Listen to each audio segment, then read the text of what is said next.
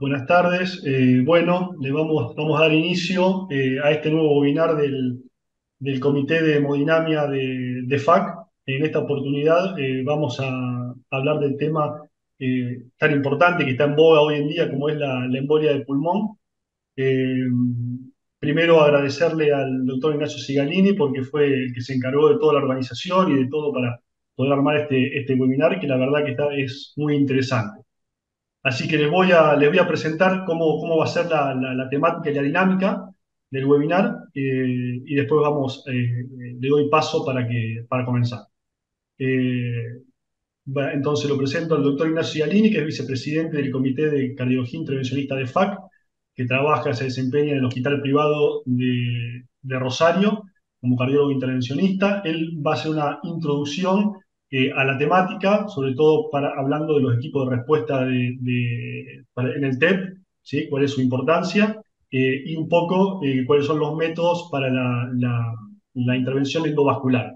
Y después, a través de casos clínicos, el doctor Enzo Moretti, del Hospital Madariaga de Posadas, en Misiones, nos va a presentar uno de los casos clínicos. El doctor Ignacio Selopián, del Hospital Italiano de Buenos Aires, el doctor Nicolás Sadarenko, del Sanatorio Allende de Córdoba, y el doctor Bernardo Ceró, del Sanatorio Sagrado Corazón de Buenos Aires. Y como panelista lo tenemos al doctor Agustín Castro, del Hospital Rawson de San Juan, el doctor Ernesto Duarte, del Hospital Madariaga de Posadas, y el doctor Diego Busanti, del Hospital Español de Mendoza, Clínica de Cuyo y Hospital Santa Isabel de Mendoza. Así que bueno, sin perder más tiempo, Ignacio, te doy el paso para que compartas pantalla y empieces con tu No, disertación. muchas gracias a vos, Maxi, como presidente del Comité de Cardiología Intervencionista de la FAC, por permitirnos hacer este evento y por estar acá. La verdad que muy contento de poder compartirlo con un gran panel, con grandes colegas y amigos. Como comentó, la idea es un poco empezar con una charla introductoria sobre por qué pensamos en terapias dirigidas por catéter y los equipos de respuesta en la embolia pulmonar. Una breve introducción. Todos sabemos la implicancia que tiene el tromboembolismo pulmonar como tercera causa de muerte cardiovascular, pero si lo ponemos en números, siempre lamentablemente refiriéndonos a los países del norte por no contar con experiencia o números propios, vemos que hay 1 millón más o menos de afectados por año de enfermedades trombólicas venosas, y de ellos una décima parte, 100.000 personas por año, fallecen. Y esto realmente es un número muy interesante porque es mayor a la cifra acumulada de pacientes que fallecen por cáncer de mama, accidentes de tránsito, SIDA. Otra, digamos, relevancia es que la primera causa de muerte en mujeres embarazadas es puerperas, o sea que es un problema de salud muy importante y donde nosotros tenemos un rol fundamental también en el desarrollo. La mitad de estos cuadros de embolia pulmonar están asociados a cuidados médicos, y de estos la gran mayoría se pueden prevenir. Así que ese es uno de los motivos por el cual estamos haciendo esta charla. Otro es esto, y lamentablemente, a pesar del desarrollo de la medicina, lamentablemente no hemos visto un impacto en el pronóstico. Estos son diferentes registros internacionales, inclusive registros nuestros locales, donde la mortalidad sigue siendo alta, superando el 10%. Y si vemos esto en el paso del tiempo, claramente hay algo que no estamos haciendo bien. Todos sabemos que digamos, el pronóstico de los pacientes con embolia pulmonar está generado principalmente por la poscarga aumentada a partir de la obstrucción de la vasculatura pulmonar, y hoy contamos con diversas herramientas para poder disminuir esta obstrucción vascular, teniendo hoy, digamos, un rol principal en lo que es la trombolisis sistémica, pero solo en aquellos pacientes que se presentan descompensados hemodinámicamente, ¿sí? Esto en la vida real tampoco es una realidad.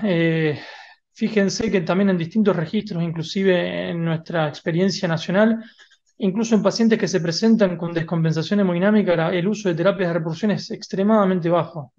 Globalmente es menos del 50% y el promedio global es del 30%. O sea que acá tenemos una primera conclusión, es que probablemente necesitemos alguna terapia de reperfusión que tenga un mejor perfil de seguridad, porque esto probablemente esté en relación al aumento significativo que hay del sangrado mayor, sangrado fatal e intracraneal a partir del uso de trombolíticos sistémicos. Así que nuestra lista de cosas, desde ya que necesitamos buscar un tratamiento de reperfusión, entonces, con un mejor perfil de seguridad.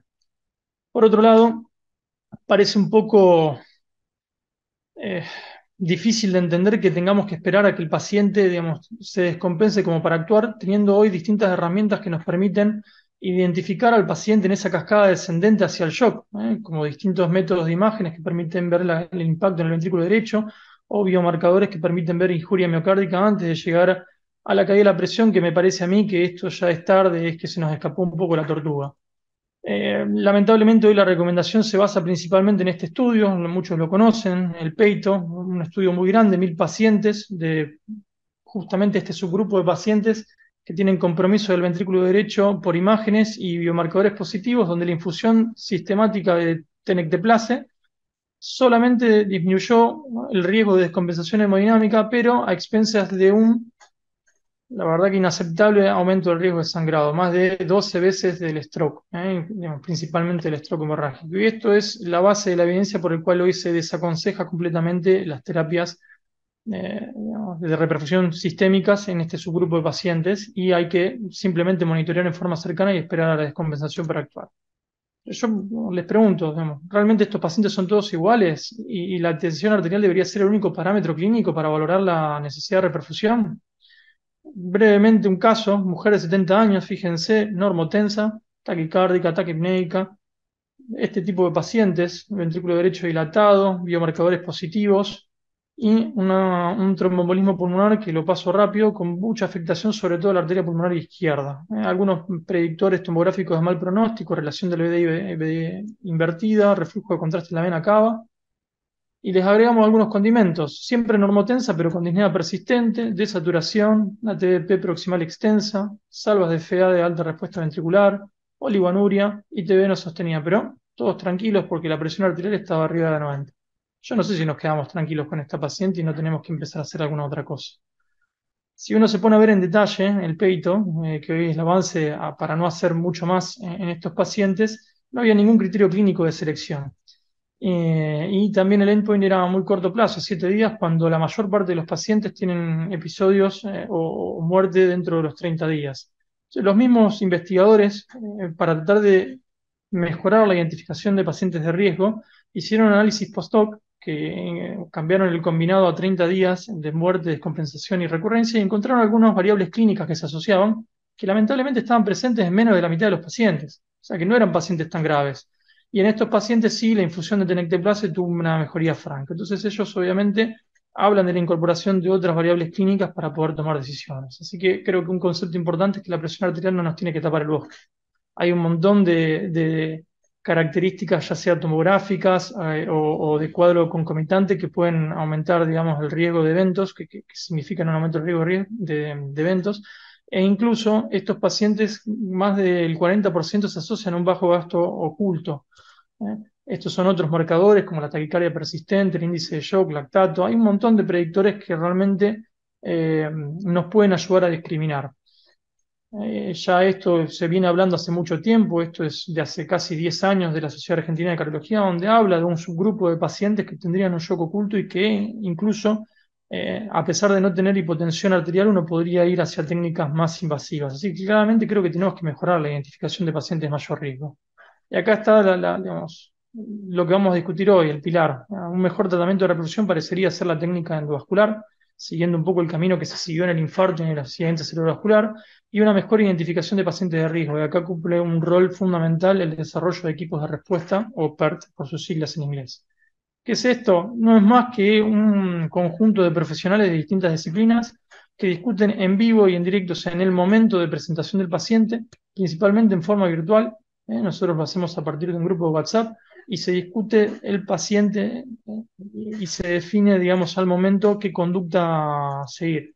Este tipo de desarrollo no tiene una forma única de armado, hay un montón de iniciativas a nivel mundial que simplemente les traigo acá un metaanálisis. Se demostró que digamos, implementar estos grupos de trabajo aumenta significativamente las tasas de reperfusión de terapias avanzadas, sin un aumento del sangrado, y si bien se discuten pacientes de más riesgo, está la misma mortalidad o incluso una tendencia a bajar la mortalidad en este subgrupo de pacientes. Nosotros, bueno, en nuestra experiencia local, lo hacemos como les contaba, simplemente con un grupo de WhatsApp. Aparece un paciente que tenga inestabilidad hemodinámica o de este subgrupo de intermedio alto riesgo o cualquier otra condición que creamos que haya que discutirlo, se activa, se comparte, digamos, la historia clínica del paciente en los laboratorios y se discute. Esto es simplemente para que vean que nosotros tenemos la misma, no estamos lejos de lo que es el primer mundo, lo podemos hacer tranquilamente. Nosotros en nuestro grupo discutimos pacientes más graves, más taquicárdicos, peor score de riesgo, más troponina, más compromiso del BD, en definitiva más intermedio alto riesgo, y también hemos aumentado notablemente la tasa de terapias de reperfusión con una mortalidad que es numéricamente similar, no diferente del grupo de pacientes que no se discutieron en PERT. Así que en definitiva es una terapia que se puede hacer, que se puede implementar en nuestra realidad. Esta es otra parte de nuestra experiencia, las terapias de reperfusión, cuando lo hacemos en pacientes con shock evidente, o sea, siguiendo las guías, lamentablemente tenemos un resultado. Y cuando nos adelantamos al desarrollo de descompensación hemodinámica, siguiendo nuestro criterio médico en el PERT, la verdad que nos va muy distinto. Y esto lo hacemos principalmente a partir de terapias endovasculares. ¿Por qué? Porque creemos que tiene, digamos, un mejor perfil de seguridad y que contrarresta las limitaciones que tiene la anticoagulación en mejorar la reperfusión. Así que sin más, me gustaría invitar a mis colegas disertantes para poder hablar de los distintos métodos a partir de casos clínicos. Uno puede dividirlos básicamente en dos grandes grupos: las trombolisis dirigidas por catéter, que es básicamente la infusión local del trombolítico a menores dosis, directamente en el trombo, o el remover el trombo específicamente con terapias aspirativas o mecánicas que ofrecerían un alivio inmediato sin necesidad de líticos. Vamos a empezar con estas técnicas y invito entonces al doctor Enzo Moretti del Hospital Madariaga de Posadas en Misiones para que nos presente un caso clínico de trombectomía aspirativa con catéteres de gran frenchaje. Ignacio, muchas gracias. Voy a pasar a compartir pantalla, así no perdemos tiempo. Gracias por la invitación. Ahí pueden ver. Perfecto. Mm.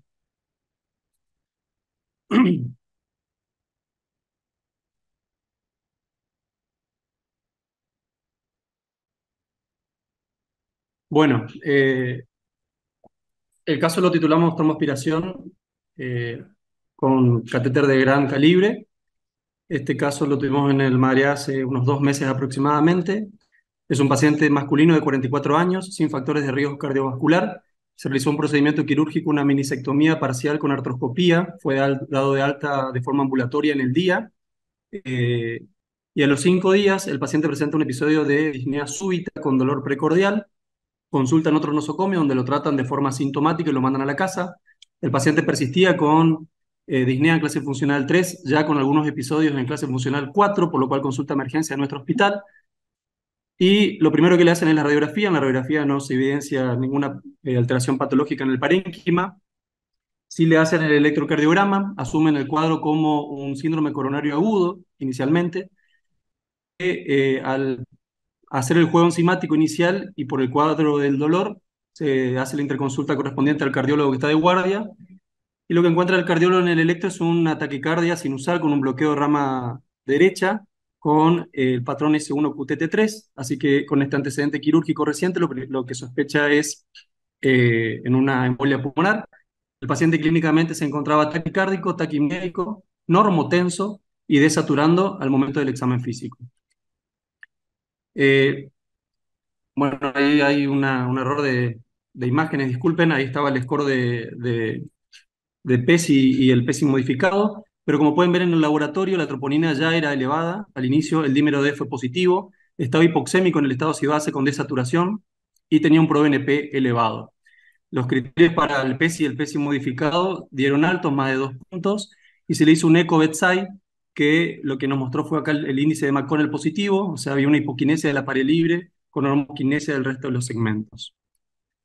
En la tomografía, se le pide la angiotomografía de urgencia. No sé si ustedes ven alteradas las imágenes o solo yo estoy viendo alteradas las imágenes. Yo acá las estoy viendo, veo que tiene círculos que están marcando y algunas flechas. Y ahí, bueno, Es- Está un poco alterada la imagen. Escribilas, no hay problema, Enzo. Se ve bien la imagen.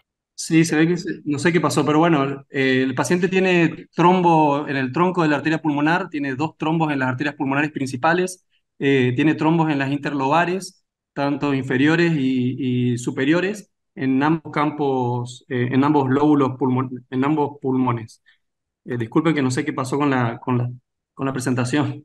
La verdad que se cambió bastante.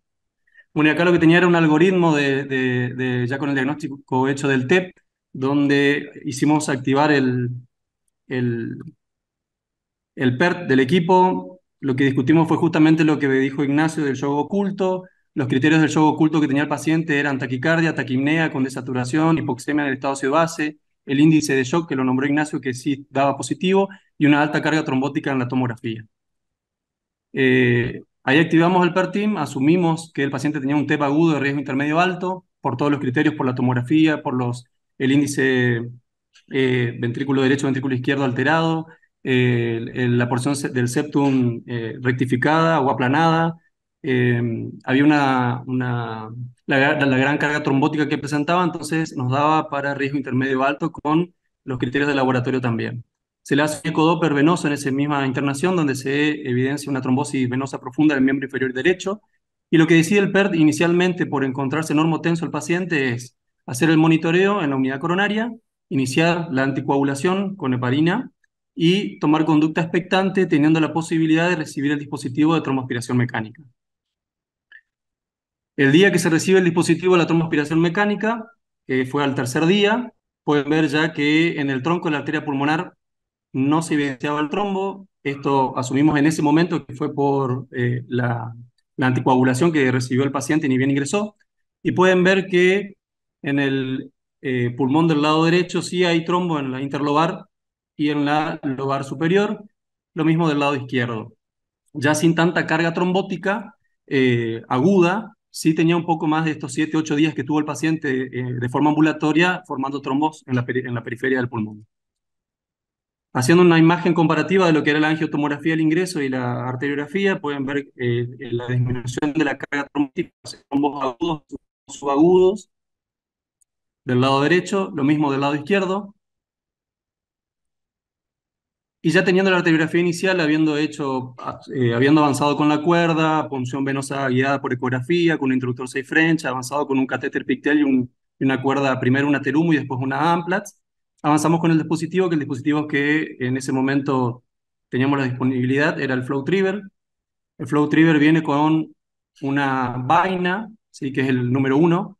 Viene con el catéter T24, hay un T20 también, pero nosotros usamos el T24, y con una jeringa de aspiración de 60 centímetros cúbicos, con el número 3, el FlowSaver, que es para recuperar la sangre, y bueno, para realizar la hemostasia, el FlowEstasis.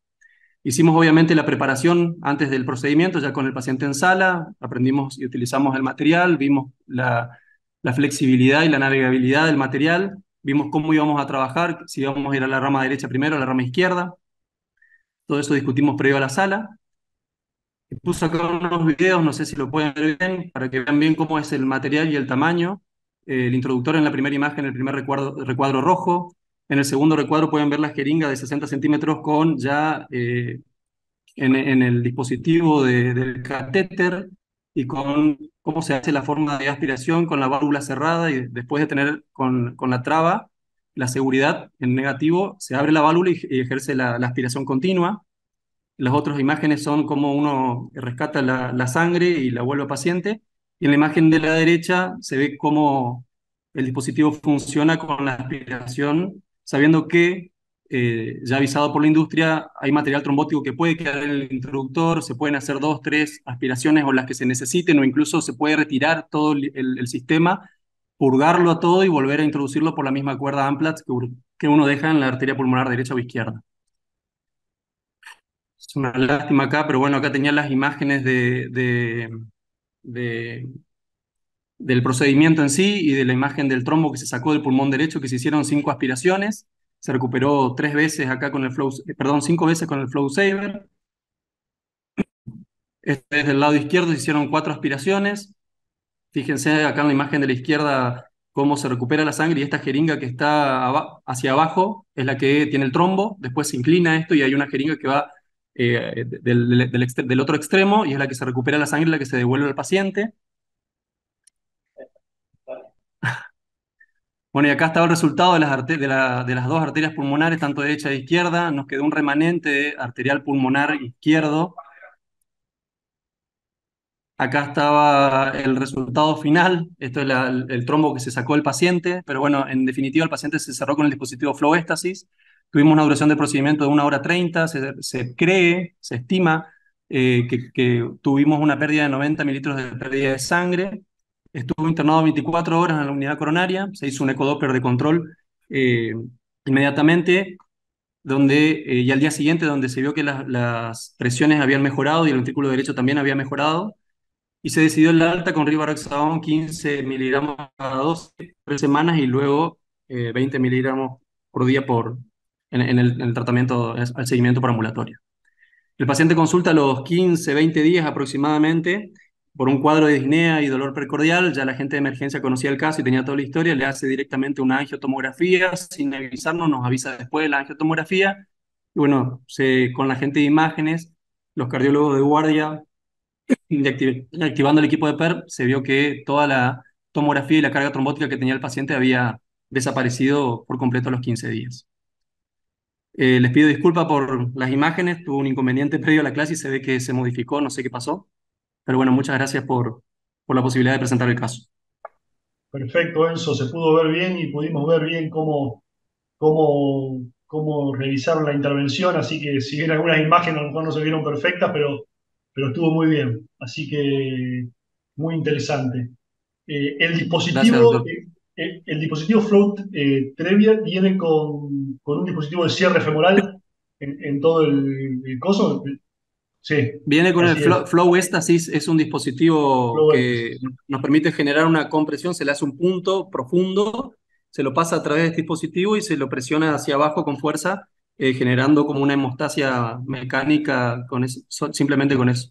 De todas Bien, formas, nosotros igual le hicimos nuestro vendaje habitual por bueno, nuestra práctica, ¿no?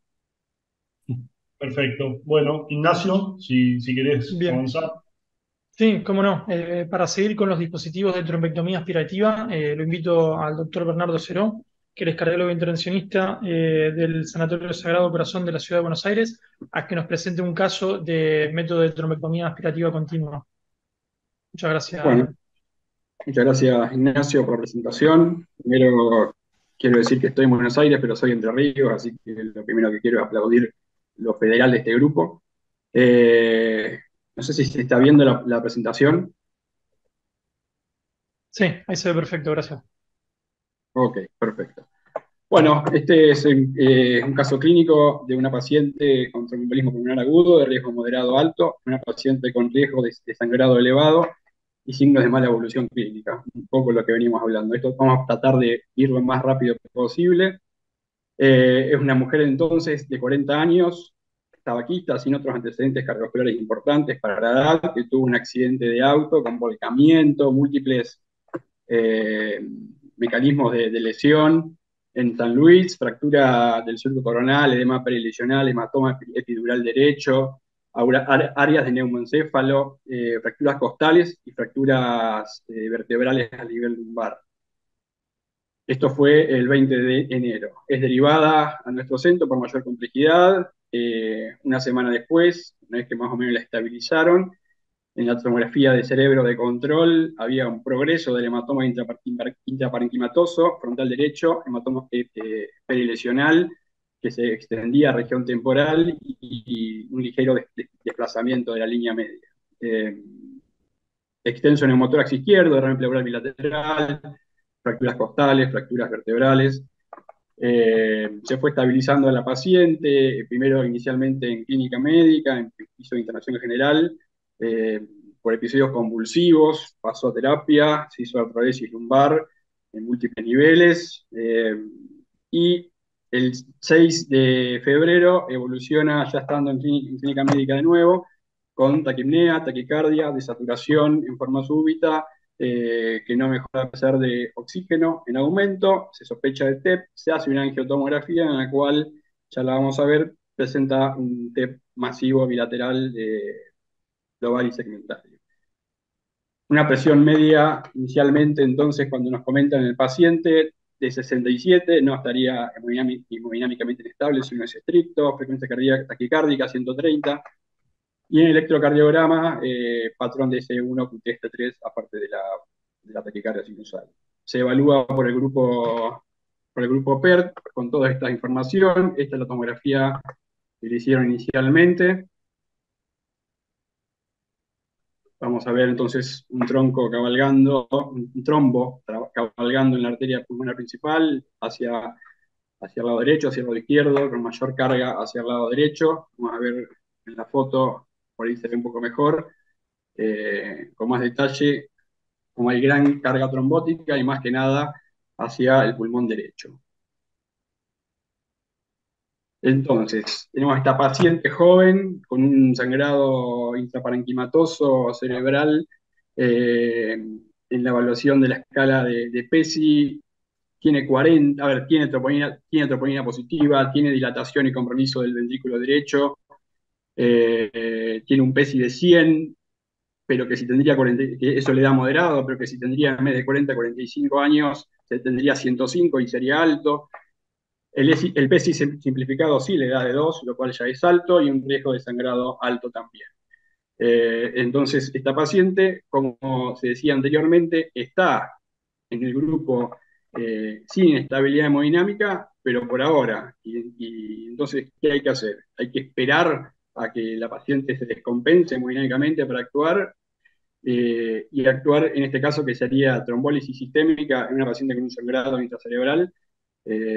Bueno, eso es lo complejo de la situación. Un poco lo que había comentado Ignacio anteriormente, los algoritmos que sugieren la sociedad europea, en el cual no tiene inestabilidad hemodinámica, pero es una paciente de riesgo intermedio alto, en la cual no podemos ir con trombolíticos. Entonces, en este punto se pensó qué terapia de revascularización guiada por catéteres podíamos ofrecerle.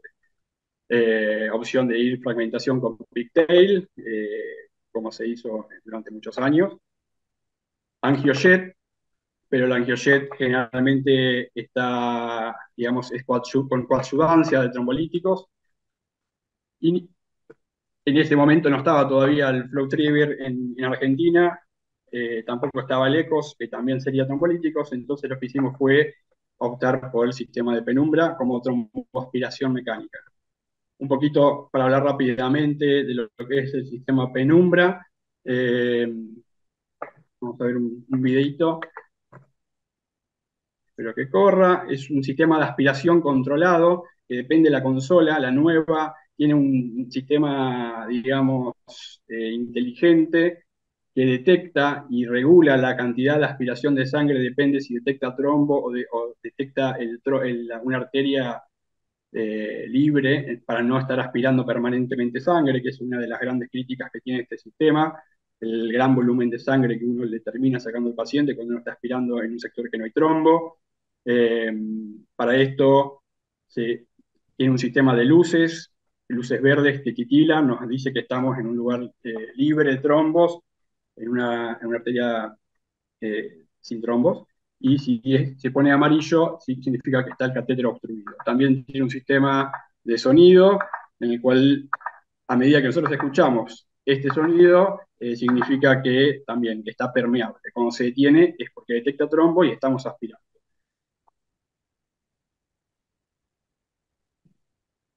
Un poco lo que hablábamos, esta perilla roja que vemos acá debajo es la que uno, una vez que pone el catéter en el lugar que le parece correcto, lo activa e inicia a producirse la aspiración. Esta es la consola sin este sistema inteligente, en el cual uno tiene que estar mucho más atento a cómo viene el flujo. Si viene el flujo en forma libre, tiene que detener, tiene que clampear el catéter, tiene que buscar estrategias para no aspirar demasiada sangre. Y tiene un sistema en el cual va separando los trombos, pero no se puede devolver la sangre al paciente.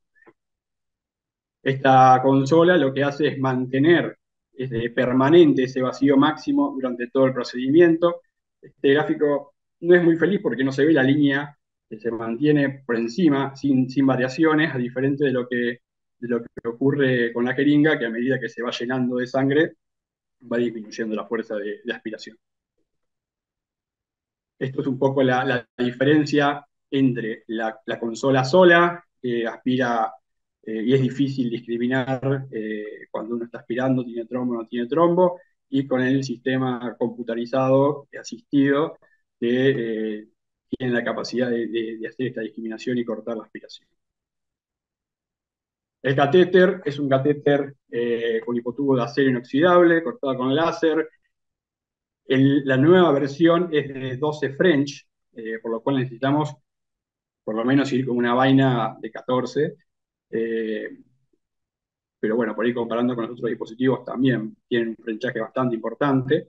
Eh, y como particularidad, tienen esta tecnología de separador, que es como una cuerda 018, que tiene como una oliva de un rotablator, que cuando se obstruye el catéter, uno puede ir usándola, haciendo movimientos para ir sacando el trombo que se va adheriendo a la punta del catéter o al catéter. Un pequeño video también para ver cómo este catéter tiene muy buena capacidad de torque y de poder direccionarlo, una punta angulada, y no se colapsa, lo cual es óptimo, ya que si se colapsa, deja de aspirar automáticamente. Y una punta atraumática. Entonces, volviendo al caso que les comentaba, acá tenemos entonces la angiografía desde la vaina, gran carga trombótica, sobre todo del lado derecho, en todas las ramas pulmonares. Acá inicialmente vamos hacia la lobar superior, con un catéter AL1, una cuerda 018, y una vez que estamos ahí, avanzamos el catéter de tromboaspiración. Vamos logrando retirar gran cantidad, ahí lo vemos la rama superior prácticamente sin trombo. Nos vamos hacia el lóbulo inferior. Acá se va a ver una imagen en la cual cuando retiramos el catéter hacia la vaina, un poco por la aspiración del catéter y otro poco por el vacío que se genera al retirar la vaina, cómo se llena automáticamente de trombos. Ahí se ve el catéter todo lleno de trombos, y lo que vamos a hacer es ir aspirando en forma progresiva, recuperando todo esto, eh, para no volver a mandarlo, por supuesto. Continuamos entonces trabajando, ya había limpiado bastante, tratando de usar un poco la tecnología para no hacer test, no pasar contraste en forma necesaria. Road mapping nos permite trabajar muy bien a nivel pulmonar. Mejoró bastante la rama inferior, del lado izquierdo no había gran carga trombótica, ya llegábamos más de una hora de procedimiento, así que se decidió no ser demasiado agresivos de ese lado. Angiografía de control, en el cual vemos bastante buen resultado, y sobre todo, acá lo vamos a ver de vuelta, lo podemos ver un poco más detenidamente, la mejoría en el retorno venoso hacia las venas pulmonares, lo cual estaría hablando de que le hemos sacado gran parte del problema, que es la carga del BD, que es el órgano diana que tenemos que tratar eh, cuando tratamos un tema. Bien, a pesar de todo esto y lo que parecía ser todo felicidad, mucho trombo retirado, la paciente evolucionó con síndrome de reperfusión pulmonar, infarto pulmonar a nivel del lóbulo medio derecho, síndrome de distrés respiratorio agudo, BNI, óxido nítrico, mala respuesta, rápidamente requirió de RM, todo esto también con mayor falla del BD, que requirió RM entonces por 7 días, apoyado con óxido nítrico también, para la falla del BD, vasopresores e inotrópicos por 2 y 3 días, que finalmente se pudieron ir suspendiendo a medida que la paciente fue mejorando. Esta es la tomografía de control del día siguiente, la paciente ya ventilada, que tiene un TAP, esto es por el trauma que tuvo inicialmente.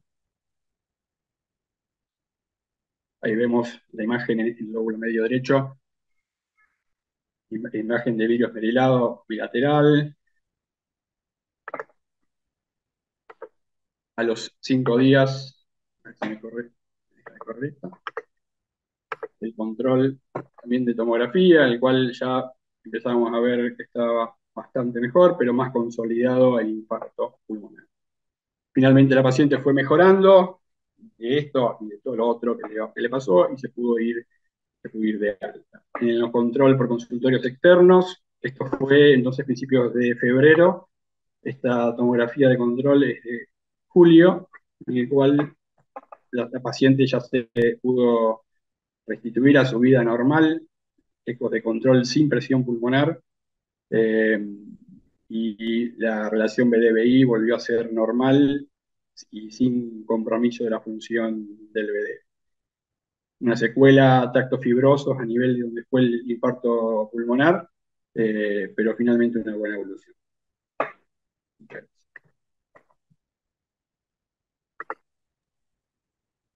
Muy buen caso, ver, la verdad que desafiante. Estuvo muy buena la explicación de los puntos fuertes del dispositivo y la resolución y también a partir de esta complicación, cómo lo resolvieron. Voy a hacer una especie de mini resumen de evidencia de trombectomía aspirativa y agregar por ahí también algo, aprovechando que justo tuvo los problemas Enzo con el video. Este fue el primer dispositivo que se mencionó, que es un dispositivo que combina aspiración con catéteres de gran calibre, que lo que tiene de diferente también es que las mismas jeringas tienen el mismo diámetro del calibre del dispositivo para no perder ese poder de aspiración, y también está la posibilidad de generar trombectomía mecánica con unos discos de nitinol. Eh, Creo que el punto más fuerte de este dispositivo es lo que mencionaba Enzo, que es el Flow Saver, este filtro que permite justamente poder hacer eh, la devolución de la sangre al paciente y poder hacer aspiraciones sin estar preocupado, como decía Bernardo, por el límite de extracción en los distintos dispositivos de trombectomía aspirativa. Obviamente al aspirar trombo también aspiramos sangre, entonces es un punto a seguir. Y la verdad que esto creo que es un punto muy fuerte de este dispositivo y que sería muy interesante que el resto de la industria lo puedan también incorporar. Registros, digamos, datos de todo esto van a ver que son lamentablemente metodológicamente escasos, pero son interesantes en cuanto a números. Este es un registro de 800 pacientes americanos, no más del 90% de intermedio riesgo, pero también un 8% de alto riesgo, y fíjense que los eventos y la mortalidad a 30 días fue muy baja. Creo que estos son los números que tenemos que buscar y no esa mortalidad mayor al 10% que vemos en los distintos registros, con una tasa de seguridad bastante interesante. Incluso en pacientes de alto riesgo, que este fue un trabajo que se presentó en el ACC este año, donde también comparado con una rama estándar, en un estudio no randomizado, sino que cada operador dirigió hacia una rama de tratamiento al paciente dependiendo de sus preferencias, se vio que la rama a la intervención tuvo una mortalidad intrahospitalaria muy baja, de menos del 2%, comparado con el 30% que vemos en estos pacientes con descompensación hemodinámica en la vida real. Así que creo que los datos con los distintos dispositivos de trombectomía son alentadores. Este es un trabajo realizado con el dispositivo que mostraba Bernardo, con Penumbra, de una única rama, para evaluar eficacia y seguridad. 120 pacientes también. Muchos de estos estudios tienen puntos subrogantes que sabemos que se asocian a mejor pronóstico de los pacientes. En este caso se evaluó la mejoría de la relación BD-BI post procedimiento, con una reducción de casi el 30% de esta relación. También muy seguro, baja tasa de complicaciones, sin necesidad de trombolíticos y con poco tiempo. Creo que eso es una de las ventajas que tienen los dispositivos de trombectomía, es la mejoría hemodinámica inmediata en el momento. Esto lo voy a pasar rápido en ejemplos por las dudas de pacientes con descompensación y como mejora, perdón, pero los tenía simplemente backup.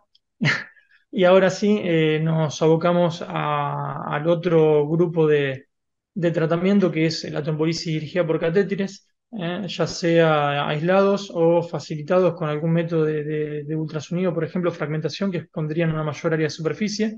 La racionalidad de esto es porque justamente cuando uno hace líticos sistémicos, si las ramas pulmonares están obstruidas, el flujo se va a redistribuir justamente donde no haya tanta carga trombótica y minimiza el efecto.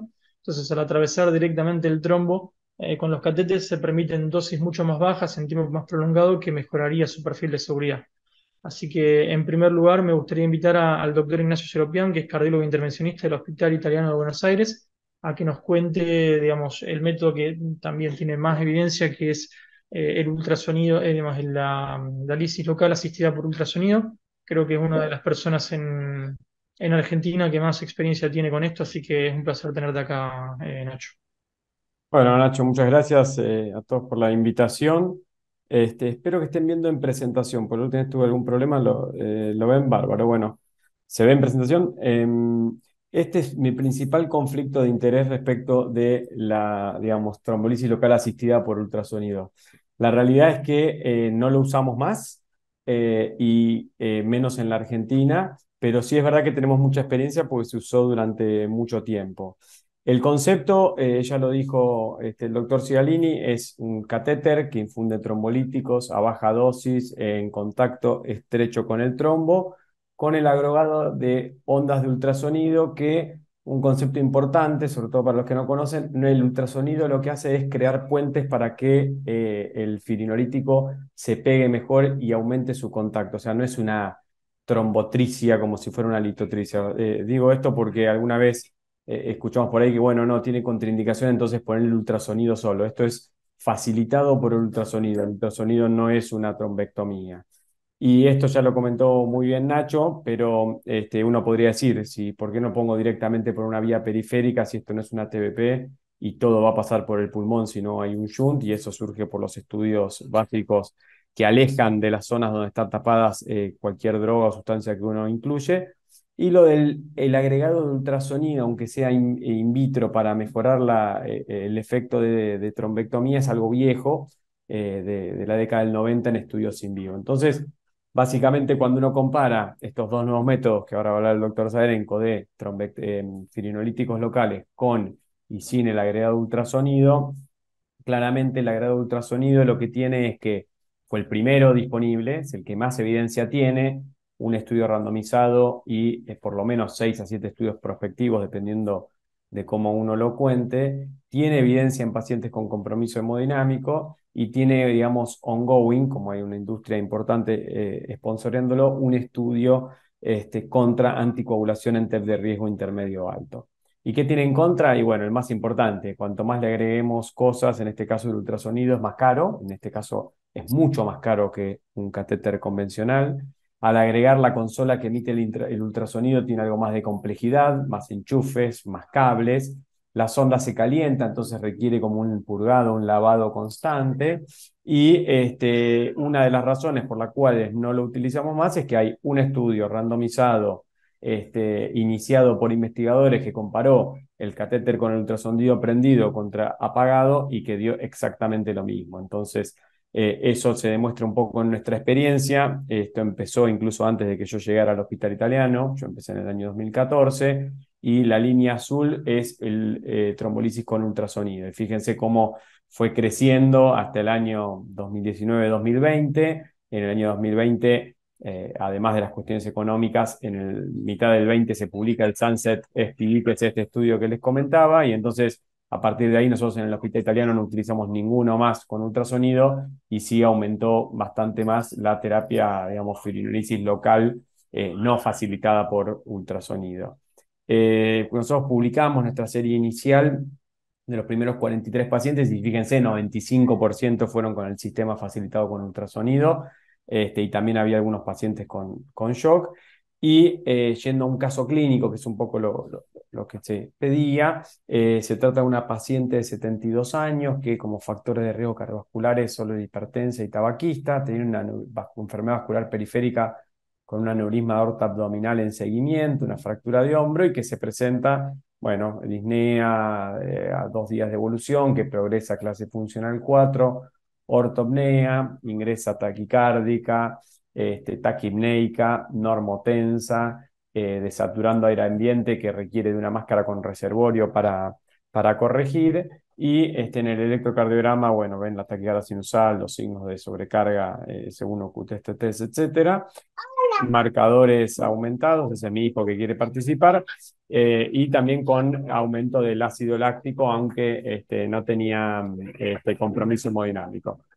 En la tomografía ven ahí la máscara con reservorio, creo que va a correr un poco, va un poco despacio, pero básicamente se trataba de un TEP bilateral con compromiso fundamentalmente de la interlobal, con aumento de la relación BDBI, con reflujo de contraste en la vena cava inferior y suprahepáticas, como comentaba Nacho, como de los signos indirectos que uno mira de sobrecarga ventricular derecha, y sobre todo parecía un poco más importante en el lado derecho, donde directamente la interlobal parecía amputada. Ahí se empieza a ver un poco del lado izquierdo, fíjense, no sé si se ve la flecha, pero bueno, ahí se veían dos ramos del segmento anterior del lóbulo superior totalmente ocluido, de la interlobar, y ese trombo que cabalga sobre la bifurcación entre el tronco superior y la interlobar, y fíjense cómo totalmente ocluido la interlobar y todo la falta de contraste periférico en el lóbulo inferior. Las fotos que muestran ahí la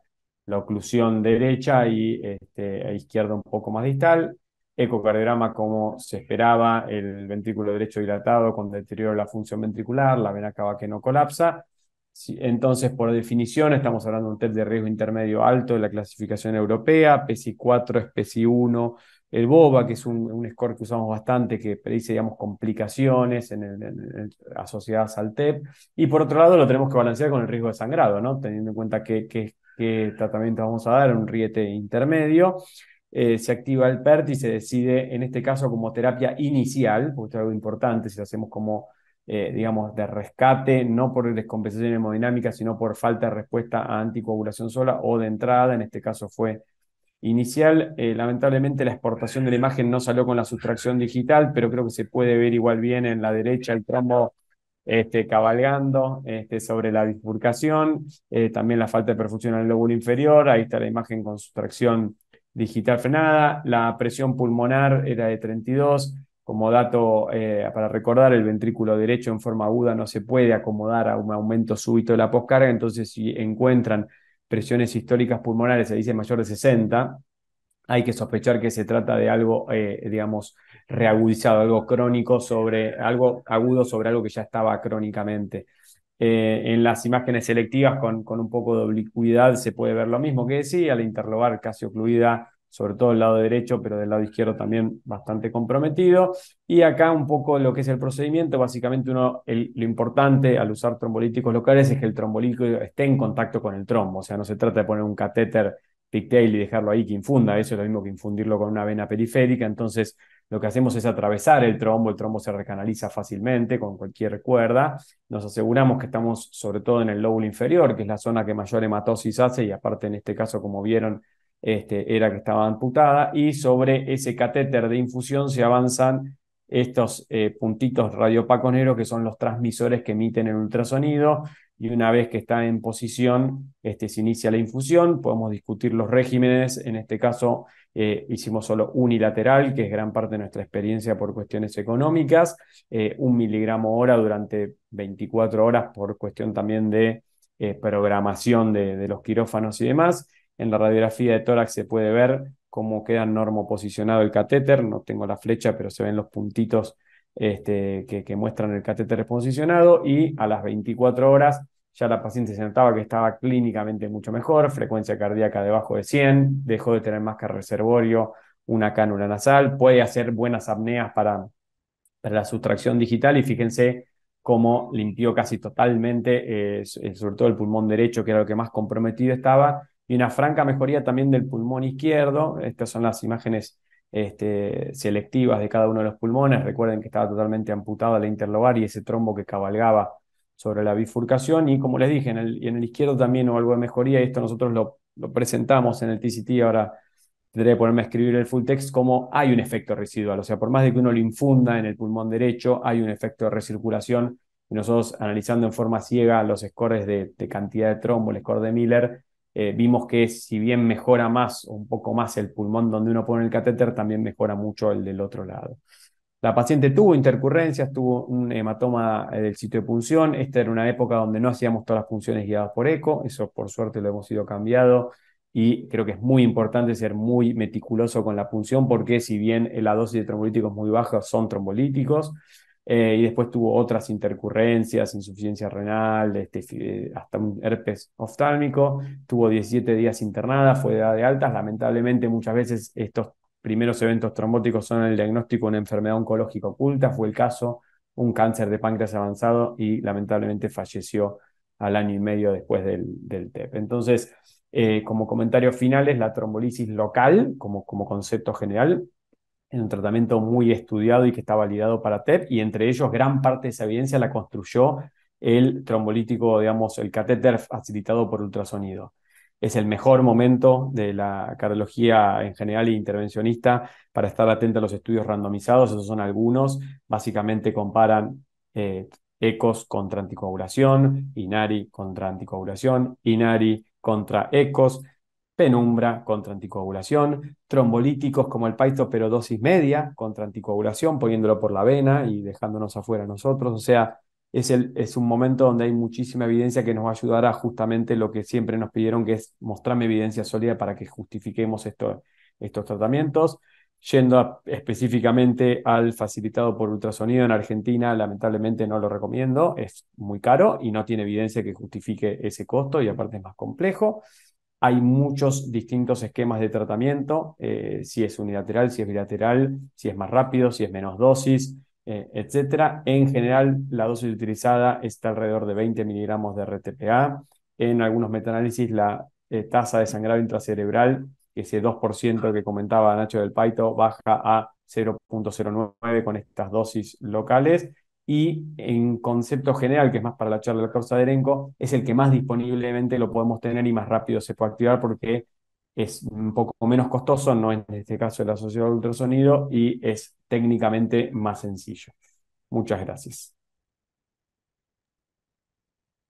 Excelente presentación, la verdad que coincido con prácticamente todo lo que dijiste y eso nos da pie a presentar al doctor Nicolás Sadarenko de Sanatorio Allende de Córdoba, que nos va a contar la experiencia que por ahí yo también más utilizo en mi práctica, que es el uso de trombolíticos locales, pero con catéteres convencionales, no asistidos por ultrasonido.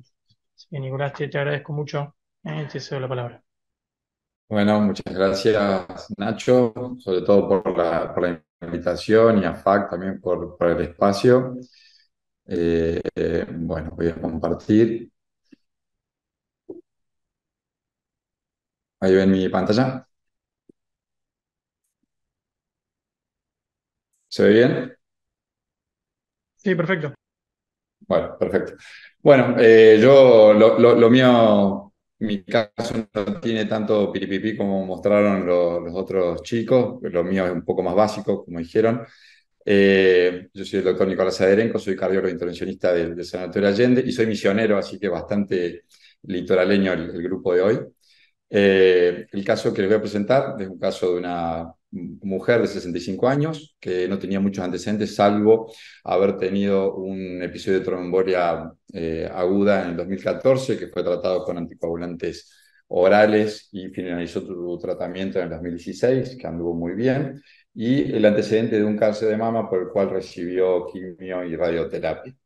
No tomaba medicación en el momento de la internación y esa paciente consultó, este creo que fue un caso en el 2019, consultó por un episodio de disnea súbita y síncope con sensación de disconfort y sensación de desvanecimiento posterior. Llega a la guardia le constatan que estaba taquicárdica con hipotensión arterial, taquipneica, electrocardiograma también con signos LS1QT-T3, saturando 86%, le hacen un ecocardiograma al lado de la cama en el cual mostraba signos de dilatación del ventrículo derecho y signos indirectos de hipertensión pulmonar con una FEI conservada, por lo cual ya empieza a sospechar en un cuadro de tromboembolia aguda, le solicitan en laboratorio, los dímeros D eran de 6.288, con unas troponinas que iban en ascenso y un lactato de 1,7. La paciente continúa con inestabilidad hemodinámica, por lo cual empieza con tratamientos con drogas vasoactivas y se empieza la anticoagulación con heparina bajo peso, 80 miligramos cada dosis. Se le realiza una tomografía en la cual se observa gran carga trombótica bilateral, no sé si lo pueden ver bien, pero paso rápido para que, bueno, ya mostramos bastantes tomografías, pero tenía un compromiso bilateral de los ramos pulmonares, pero con mayor predominio del lado derecho, ¿sí? Con mayor carga trombótica en el tronco pulmonar derecho, principalmente en los ramos del lóbulo inferior y el superior. La relación del ventrículo derecho ventrículo izquierdo estaba aumentada, estaba alterada, ¿sí? Era mayor a 1, como pueden ver aquí en la imagen. Y por lo tanto, esta paciente, cuando uno la clasifica según el riesgo, era una paciente que estaba inestable, tenía una relación BDBI alterada, troponinas elevadas con un PSI simplificado mayor a 1 punto, por lo tanto, era una paciente de alto riesgo. Por tal motivo, como presentaron anteriormente, también nosotros tenemos un equipo de respuesta rápida de la embolia pulmonar. Se discutió cuál era el riesgo-beneficio de realizar una terapia más agresiva y por ende se decidió realizar una trombólisis dirigida por catéter. Como ya algo mostró Ignacio, la trombólisis dirigida por catéter básicamente consta en introducir un catéter, que son los catéteres, pueden ser los catéteres habituales que usamos para realizar los cateterismos, principalmente el catéter de pigtail o otros catéteres dedicados. Lo introducimos a través de un acceso venoso femoral, que puede ser incluso de 5 French, no es necesario que sea de alto frenchaje. Lo colocamos cercano al sitio donde se encuentra el trombo y con el catéter o mediante la utilización de balones de angioplastia periférica uno puede ir, si va a utilizar el catéter y la misma guía que uno utiliza para llevar el catéter hasta el ramo pulmonar, puede generar movimientos de rotación y movimientos con el objetivo de ir fragmentando de alguna forma el trombo, y como también dijo Ignacio, de esa forma uno aumenta posteriormente la superficie de contacto del trombolítico cuando uno le infunde el trombolítico.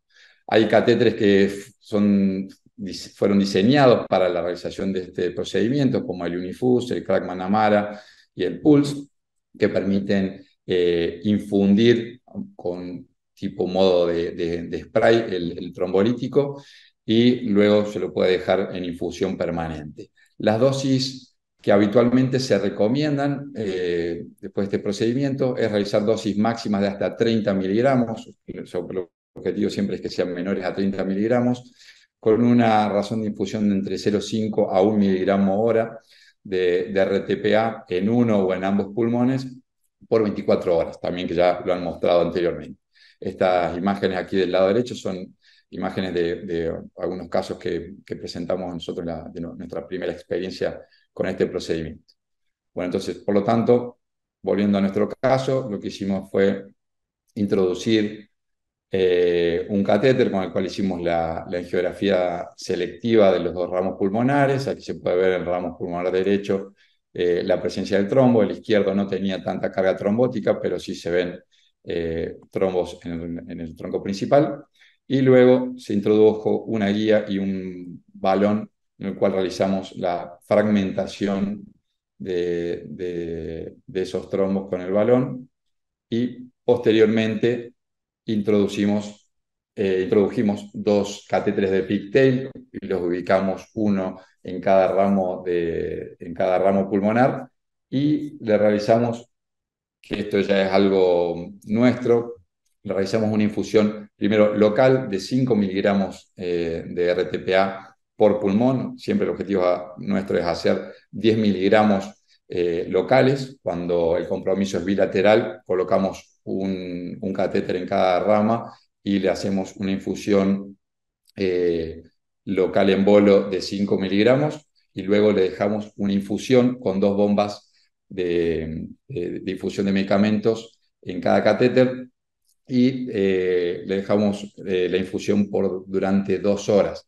¿De dónde sacamos esta dosis? Esta dosis básicamente la sacamos de un estudio bastante viejo, que es el estudio MOPET, en el cual habían demostrado que la utilización o la realización de esta infusión de trombolíticos en los pacientes por vía sistémica tenían buenos resultados y a su vez disminuían los riesgos de sangrado. Por lo tanto, nosotros lo estamos utilizando y posteriormente lo continuamos utilizando por una razón económica, que nuestro razonamiento es que cuando uno pide pide una dosis de RTPA, habitualmente te vienen 100 miligramos de RTPA, que serían 2 frascos. De esa forma nosotros solamente utilizamos un frasco y la verdad que nos está yendo bastante bien. Este estudio, el estudio MOPET, vio que hubo una mejoría en la hipertensión pulmonar de estos pacientes que habían recibido esa dosis de trombolíticos, mejorando la presión arterial pulmonar sistólica, con tasas de sangrados menores o similares a los que tenía la trombolisis sistémica y sin tasas de recurrencia significativas. Bueno, posterior a esa infusión, la paciente mejora hemodinámicamente, se mantuvo estable. A las 24 horas ya se constató la mejoría o la disminución de los diámetros del ventrículo derecho y la mejoría de la relación ventrículo derecho-ventrículo izquierdo. Se le dio el alta al 4.º día con tratamiento médico vía oral anticoagulante con rivaroxaban 20 miligramos cada dosis. Aquí pueden ver la relación BDBI previa al procedimiento y posterior, y se ve como hay una franca mejoría de los diámetros. Se le realizó un control con centellograma BQ a los 4 meses, en el cual había ausencia de áreas de mismatch y la paciente permanecía clínicamente muy bien. Entonces, para ir finalizando y coincidiendo con muchos comentarios que hicieron los chicos previamente, las terapias, la trombólisis dirigida por catéter, son procedimientos eficaces y seguros en pacientes de riesgo intermedio alto, que son adecuadamente seleccionados por un grupo de respuesta rápida. Deberían ser, en lo posible, realizados en centros con experiencia. En la actualidad todavía no existe suficiente evidencia que recomiende cuál es la dosis ideal de trombolíticos ni cuál es la terapia ideal. Yo creo que vamos más camino, eso es algo personal, más camino al primer caso, a la trombectomía sin la necesidad de utilizar trombolíticos. Todavía no hay evidencia, y ahí coincido con el doctor Seropian, no hay evidencia de utilizar dispositivos más costosos para estos pacientes versus la terapia dirigida, la trombólisis dirigida por catéter estándar. Y obviamente la toma de decisión siempre debe ser realizada por un equipo multidisciplinar. Muchas gracias.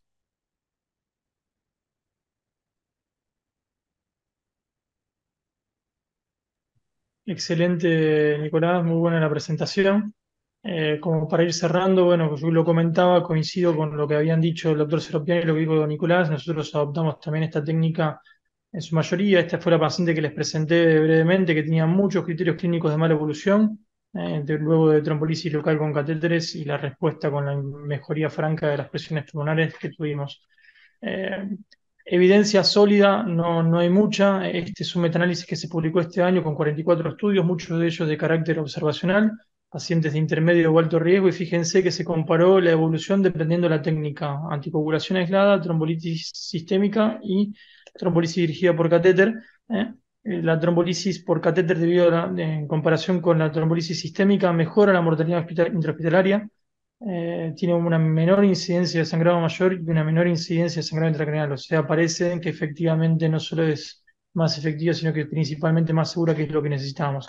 Y por otro lado, versus la terapia hoy estándar en riesgo intermedio, también mejora el desempeño de la mortalidad intrahospitalaria, sin un aumento excesivo en este estudio del sangrado mayor, y lo que más también le tememos, que es la hemorragia intracraneal, sin un aumento significativo del sangrado intracraneal. Y ahora recientemente, esto obviamente nos emociona a todos los que hacemos esta terapia, recientemente se publicó este artículo en JACC de Intervention, donde también 45 estudios, pero con más pacientes, de vuelta, muchos de ellos de naturaleza retrospectiva, pocos ensayos randomizados, donde se comparó lo mismo, el desempeño de las 3 terapias en este subgrupo de pacientes, los líticos locales, las terapias locales, dividido en comparación con trombolisis sistémica, mejora la mortalidad y no tiene, digamos, más riesgo de sangrado, el mismo riesgo de sangrado en este estudio comparado con trombolisis sistémica, pero sí una disminución significativa del sangrado intracraneal. En este estudio sí, que esto creo que hay que tomarlo con cautela, este tipo de terapias contra anticoagulación aislada tuvo mayor sangrado mayor, pero no mayor sangrado intracraneal, e igualmente se asoció a una mejoría, una disminución de la mortalidad. O sea que si vemos en cuanto a mortalidad, el mejor método por este ranking SUCRA es las terapias dirigidas por catéter, y cuando uno habla de complicaciones de sangrado, obviamente que a lo que mejor le va es la terapia menos agresiva, que es con anticoagulación. Por eso nosotros estamos cambiando un poco, y creo que esto es lo que se viene. En pacientes de alto riesgo, usamos las terapias dirigidas por catéter para pacientes que tienen alto riesgo de sangrado contraindicación de trombolíticos sistémicos. En pacientes que tienen bajo riesgo de sangrado, seguimos usando el trombolítico sistémico como primera línea, y después, ante fracaso o falta de mejoría, la terapia endovascular. Y en todo paciente de intermedio alto riesgo que tenga signos de shock oculto o presencia de marcadores de mal pronóstico valorados por un PER, es la única terapia que hacemos. No hacemos líticos sistémicos en este escenario. Esto es una terapia que venimos probando y que, bueno, tenemos nuestra casuística, principalmente, como yo le decía, líticos locales con catéteres convencionales. De nuestra serie de 16 pacientes en los últimos 2 años, la mitad se presentan con bajo gasto, y vemos una notable mejoría de las presiones pulmonares pre y post intervención, y sobre todo, lo que es más importante, una disminución significativa de las complicaciones intrahospitalarias, y si evaluamos costos, también una disminución significativa de la estadía hospitalaria. O sea que creo que esto es algo que puede ser replicado, y como comentaba el doctor Seropian, los que nos gusta esta patología, estamos muy entusiasmados con todos los estudios que vienen, muchos desde ya bancados por la industria, pero también algunos grandes iniciados por investigadores, que espero que nos den mucha luz en lo que viene. Para concluir, nuevas tecnologías, pacientes complejos y evidencia científica de mala calidad o de moderada calidad nos obliga a tener equipos multidisciplinarios de respuesta al TEP, y creo, digamos, soy un convencido que el tratamiento endovascular ha surgido como una solución para contrarrestar las debilidades de la anticoagulación, que es la descompensación hemodinámica, la persistencia de carga trombótica y los trombolíticos sistémicos, que es el sangrado. Así que sin más, Maxi, te cedo la palabra si avanzamos con la discusión con nuestro panel. Bueno, perfecto, Ignacio. Bueno, está también muy claro, y estamos todos ansiosos de que los estudios eh, randomizados nos den los resultados que creemos que, que pueden tener estos pacientes. Así que bueno, le paso la palabra al doctor Agustín Castro o Ernesto Duarte, para que den su opinión del tema, su experiencia, preguntas, lo que ustedes crean. Bueno, no sé, Agustín, ¿hablas? Sí, dale Ernesto, dale. Bueno, primero que nada, felicitaciones a todos por la excelente presentación. Todos los expositores estuvieron muy bien. Gracias por la invitación también. Nosotros, experiencia, tuvimos casi muy pocas, pero sobre todo con catéteres de tromboaspiración sin líticos. Hoy yo creo que el tromboembolismo pulmonar, como dijo Nacho, es una patología, obviamente todos sabemos que es la tercera causa de mortalidad después del infarto de la ACV, y que tiene una mortalidad intrahospitalaria muy alta en el TEP muy masivo, sobre todo que incluso hasta el 30%. Creo que lo que tenemos que hacer, que lo que estamos pensando todo, es que tenemos que tratar al paciente de la mejor forma sin dañar lo mayor posible, digamos. Es decir, tenemos menor chance de que haga una hemorragia, ya sea hemorragia intracraneal o una hemorragia con un sangrado mayor. Entonces, creo que ahí es donde vamos a ir actuando con el PERT para tratar de decidir qué diagnóstico, o mejor dicho, en qué casillero lo ponemos al paciente, porque sabemos cuando es bajo riesgo que tenemos que anticoagularle, cuando es alto riesgo podemos utilizar algún tipo de terapia, pero lo que más me llama la atención y lo que más me hace ruido, que todavía no están en las guías, son los pacientes que realmente ingresan con un riesgo intermedio, un intermedio que no sabemos si realmente puede ser, como dijo Nacho, que está ocultando el bosque, lo está ocultando al paciente que está próximo a tener un shock, es decir, el paciente aquel que tiene un shock normotensivo, que fue así como es clasificado en el FLASH. Y en estos pacientes, lo que me pongo a pensar, y si me puede contestar alguien, es que para identificar ese tipo de paciente necesitamos predictores, pero esos predictores, si uno va a ese trabajo, al Flash Registry, habla de que es una variable o sea, mejor dicho, son múltiples variables asociadas, o sea que sí o sí tienen que tener 6 variables para que dé significativo el diagnóstico de shock oculto, digamos, o shock normotensivo. Cuando uno analiza cada variable, observa que eso no da forma significativa, pero estamos viendo que muchos pacientes que tuvimos nosotros no tenían las 6 variables completas, digamos, que las 6 variables, justamente habíamos hablado eh, yo lo tenía anotado porque justamente el ProBNP, la trombosis venosa profunda, la embolia en silla de montar, la función de ventrículo derecho moderada severa y una taquicardia. Es decir, si tenemos todos esos criterios, recién podemos decir que el paciente tiene un shock oculto. Eso de acuerdo al perdón, al Flash Registry. Ahora la pregunta mía es, ¿podemos decir que el paciente puede tener un shock oculto con alguna solamente de esas variables de acuerdo a otros trabajos o solamente nos basamos en este trabajo del Flash? No sé si se entendió mi pregunta. La pregunta es justamente el Sí, paciente sí. oculto, digamos. Es difícil, incluso en las guías todavía no hay nada que me diga, sí, esto es lo que tenemos que hacer. Me gustaría conocer la opinión del resto, pero creo que todavía no está muy claro cuál es la mejor forma de identificar al paciente que está en shock o que va a tener un peor pronóstico, independientemente de la presencia de Ah, shock o no. Creo que dependiendo de los distintos trabajos hay distintas variables clínicas que se repiten, distintas variables clínicas que por ahí algunos toman o no para avanzar en terapias de reperfusión. Hay un trabajo interesante de la Sociedad de Cardiología de Francia. Ellos hicieron una toma de posición y además de estos criterios clínicos que vos hablabas, principalmente resaltando la taquicardia persistente, la taquipnea persistente o la desaturación persistente, el ácido láctico por sí solo, la verdad que también es un marcador que nosotros le damos mucha relevancia. También hablaban de las características basales del paciente como ser la edad o sobre todo la expectativa de vida. Entonces, un paciente joven que tenga más expectativa de vida, pensando, todavía no tenemos ninguna evidencia, pero pensando en un menor desarrollo de complicaciones a futuros, también habilitaban o invitaban a ser un poquito más agresivos, tomando en cuenta la mayor seguridad de estos dispositivos. Pero me parece que todavía no tenemos una respuesta y creo que eso jerarquiza el desarrollo de los equipos de respuesta al DEP. No sé, Nacho, Nico, ver Yo lo qué opina el lo que resto. quería contribuir era básicamente que me parece que independientemente, yo analizaba los casos que los chicos han presentado, que quería decir que excelente presentación, muy buena.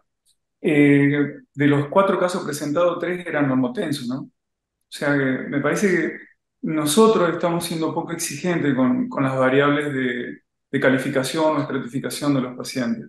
Yo creo que tenemos que ser un poco más exigentes, porque incluso empezamos la anticoagulación y empezamos a obtener controles 24, 48 horas y vemos cómo va el paciente. Y creo que eso es mucho tiempo para este tipo de paciente, porque estamos esperando que se ponga hipotenso o que tenga mejor condición clínica. Y en esa situación creo que la terapia dirigida por catéter, yo tengo experiencia con dirigida por catéter trombectomía, un poco de trombolisis y la experiencia de catéteres de alto calibre. Y realmente la baja tasa de complicación y la alta tasa de seguridad, como el FLAM, con un 97% de sobrevida de este tipo de pacientes y una mortalidad muy escasa, sin sangrado, creo que se posiciona como una terapia muy prometedora. Sin duda hay que esperar el resultado de los estudios, pero yo lo que más me preocupa, más allá de que comparemos las diferentes terapias con catéter, lo que me preocupa es cómo estamos evaluando los pacientes normotensos. Creo que estamos pidiéndole demasiadas evidencias clínicas, que el paciente nos denuncie cada vez más emergencia para pacientes que sabemos que van a terminar complicados. Creo que la unidad de PER debemos ver cómo podemos hacer para que estos pacientes tengan un beneficio más temprano. Ese es mi concepto que trato de que progrese en los lugares donde trabajo. A mí me gustaría hacer un comentario al respecto. Primero, lo que dijo el doctor Duarte, coincido, o sea, yo creo que es muy difícil de evaluar, y como dijo también Nacho, y tener todo lo que tiene que ver con el shock es muy difícil. Lo mismo pasa con el balón de contrapulsación, con todo eso. Es muy difícil tener estudios randomizados incluso para tener los criterios. Pero lo que sí por lo menos estamos viendo que a medida que vamos haciendo cada vez más y vamos involucrando, o sea, vamos agrandando el PERT, involucrando a más médicos y que sea cada vez más multidisciplinario y que todos vayan adquiriendo más experiencia. No sé ustedes, pero lo que yo estoy viendo es que cada vez nos estamos volviendo más agresivos y no el tema de la tensión, los normotensos. Nosotros ya no nos fijamos prácticamente en la presión arterial como un criterio para tomar una decisión. Y sí en características como la troponina, básicamente la alteración de la relación BD-BI, que ya tiene VI alterado y ya acá todos están pensando en hacer alguna terapia dirigida por catéteres. Y a veces nos llaman para decir, che, bueno, podríamos esperar, podríamos probar la anticoagulación. Y bueno, no, los clínicos ya están cada vez siendo más agresivos y la verdad que con los resultados también creo que esto va a ser una tendencia. La otra es que también estaban evaluando, o sea, justamente en el Flash, ellos evalúan ¿cómo es? El shock de acuerdo al índice cardíaco, digamos. O sea, ponen un catéter y evalúan el Ah, índice cardíaco si es menos de 2,2. Obviamente, también lo interesante es que, como decía el doctor, hay muchos hematólogos clínicos que ya no están indicando, digamos, la terapia invasiva cada vez más. Creo que eso es algo que estamos mejorando de acuerdo a la creación del PERT en todos los servicios. Sí, ahí digamos, respondemos una pregunta que surgió acá del panel y en honor al tiempo me parece que ya Maxi le cedo la palabra para que terminemos la sesión. José Manuel Escalante bueno, felicita por el caso que se había presentado inicialmente y preguntaba si hacemos mediciones de presiones antes de la tromboaspiración, luego se deberían estudiar a los 3 meses las presiones pulmonares de vuelta, bueno, cuál es su protocolo y entonces, si quieren, Sí. perdón, nosotros lo que hacemos es, sí, antes de realizar la trombólisis, registramos las presiones y como hacemos una infusión durante 2 horas, al retirar, es más, los chicos, los mismos, los residentes, cuando retiran el catéter, antes de retirar el catéter, registran las presiones y sí se ve que en las primeras horas hay una reducción, o por lo menos no un empeoramiento. Y luego del seguimiento es con ecocardiografía sí, nosotros de estamos las haciendo siempre presiones. una evaluación pre y post, porque tampoco sabemos cuándo parar, ¿no? Con el tratamiento. Entonces, en general hay consenso de que si cae 8 o 10 puntos de la presión pulmonar sería exitoso más allá de la angiografía. Por eso lo medimos. Estamos ahora midiendo también una cuestión investigacional el tema del índice cardíaco, basal y post. Pero como decía Nicolás, en el seguimiento no volvemos a hacer cateterismo invasivo, sino que guiado por eco transtorácico. Así que, bueno, Una en honor al pregunta, tiempo, sí. perdón, una pregunta más. ¿La anticoagulación después de los trombolíticos lo dejan durante un tiempo o no? ¿O sin anticoagulación? No, no, Juan. Con 3 meses y después evaluar nuevamente a ver si tiene hipertensión pulmonar, que de hecho es el 2 al 4% de los pacientes que quedan con Sí. hipertensión pulmonar trombólica crónica. Ahí lo que he visto en los trabajos que yo he leído, muchos lo mantienen durante un tiempo prolongado, pero también uno hace una relación con el nivel de dímero D. Los pacientes que tienen dímero D normal después de 6 a 8 meses prácticamente no tienen tanta tasa de recidiva como aquellos pacientes que tienen un dímero D alto. Y a esos pacientes le tienen una tasa de recidiva más del 11%. Por ello, la anticoagulación más prolongada estaría aconsejada según el trabajo que leí.